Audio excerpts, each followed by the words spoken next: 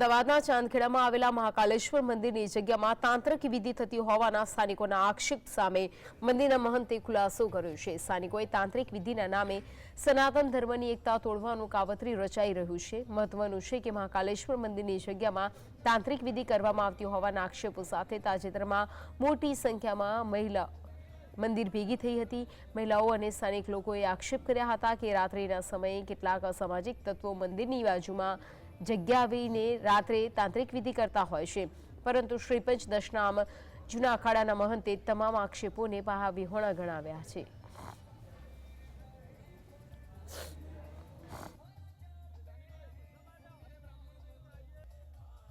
જે મહાકાલેશ્વર મંદિર એની બિલકુલ સામે વિરેન્દ્ર શર્મા નામનો એક ચાય બાબુ જે ચલાવે છે એ વ્યક્તિ એના દ્વારા ષડયંત્ર રચવામાં આવેલું મહિલાઓને લઈ। જે મહિલાઓ ત્યાં હાજર હતી એ મહિલાઓએ પણ એમને અફસોસ થયો કે મહારાજજી અમને ખ્યાલ નહોતો કે આ રીતે અમને ઉકસાવવામાં આવેલા।